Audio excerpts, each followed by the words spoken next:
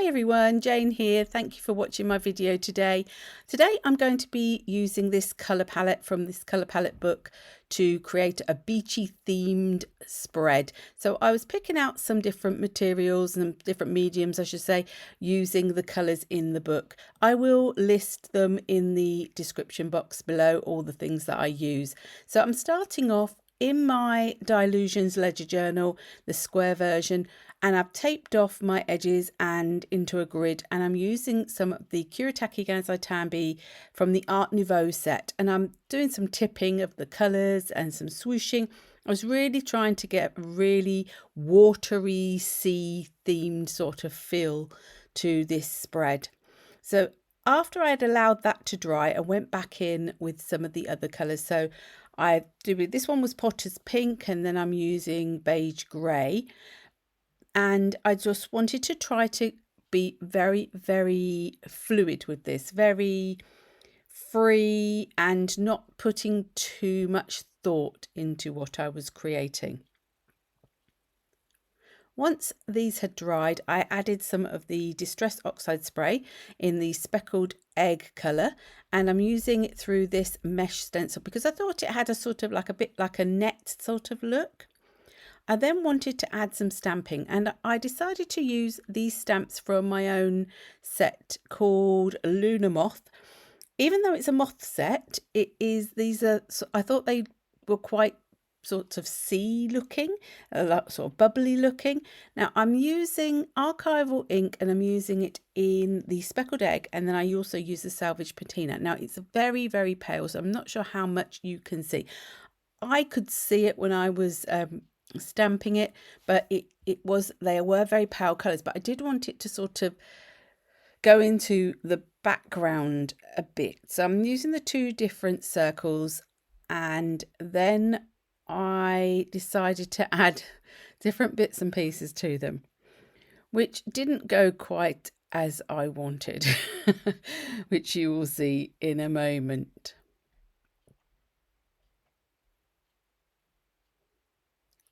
So I was colouring in the middles of the large circles with the Distress watercolour pencil in the Speckled egg again.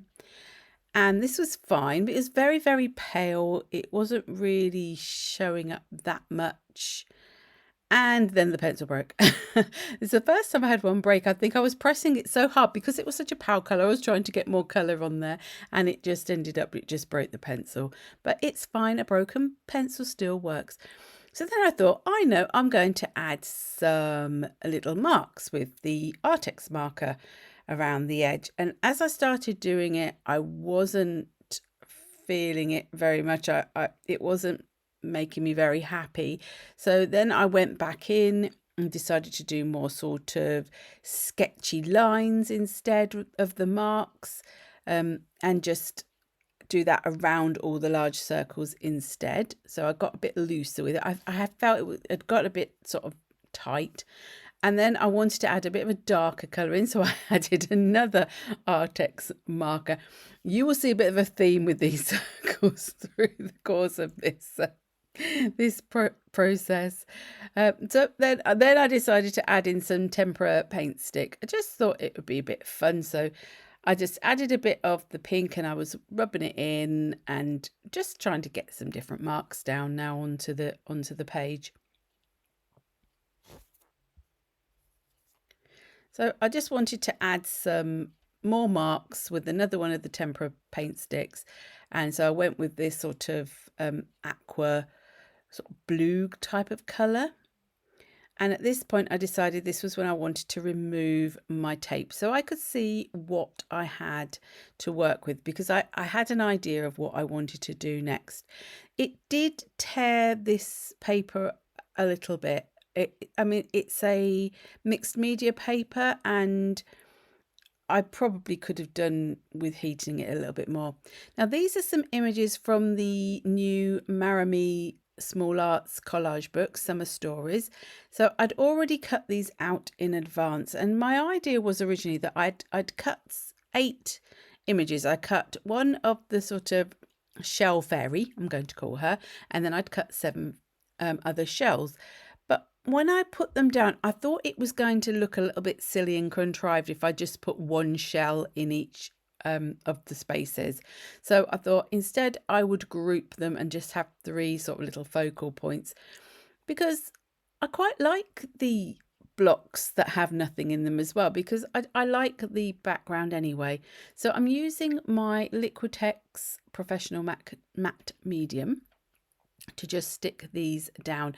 I find the Kuertake Gansai Tambis does stay in place really well. It doesn't really tend to sort of start moving around when you're adding things on top of it. It's quite a good one.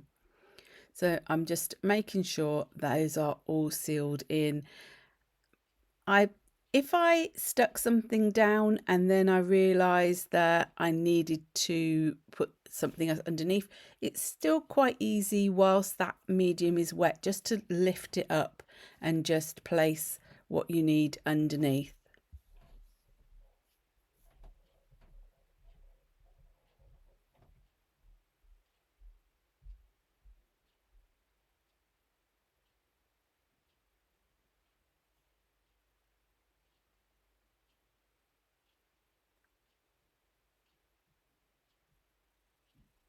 Now once this had all dried, I wanted to add some shadowing in, and I'm using the Derwent Inktense pencil. This time I am using the sea blue, and I was quite happy actually to take some of this colour outside of the boxes, because usually when I do a grid I do like to have those really crisp lines, but sometimes you can play with the format a little bit with things coming out of the boxes and some of your colour coming drifting off. And so I'm just adding in the colour, dragging it out a little bit, and then I decided to really underneath each of the ones where I had images to really emphasise that bottom line of the boxes and bring the colour down.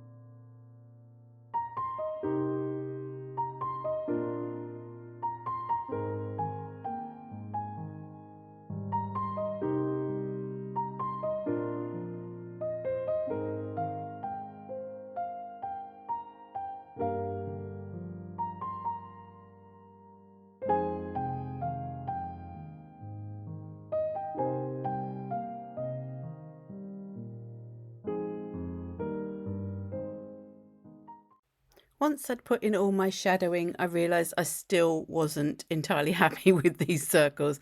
And so I'm now adding in some of the Copic Acrea in the gold colour. I'm just adding in some dots just around those large circles again. I think I did it on the inner edge and the outer edge. And I just felt like they still needed something. And I wasn't overly happy with that darker blue, so I'm using the gold to sort of disguise that a little bit. And once I'd done this stage, I was a lot happier with how this started to look.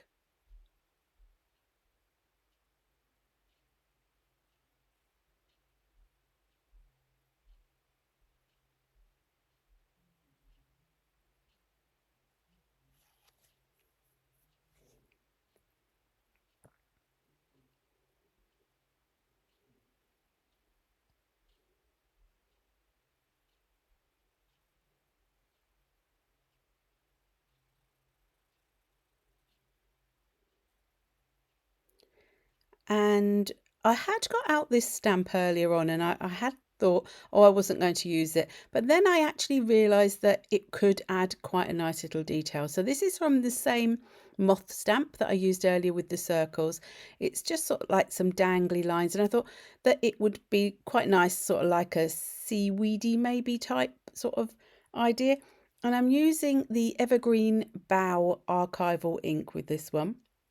I then wanted to just add a little bit of highlight, so I've adding in some white dots with the white Copic Acrea pen. I think it's called Snow White actually, and I I couldn't help myself. I had to go into those circles just one last little bit with a bit of white highlight as well, and then I decided that I needed to add some white into the collage images as well.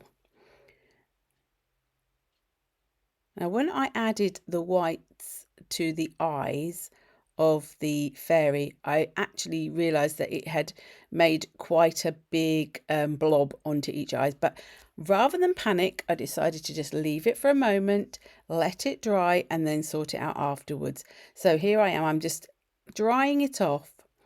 And then I will go back in with a black pen just to add a little bit more black back in, just to bring that white down a little bit. So don't panic and just, wait for things to dry and then you can correct them.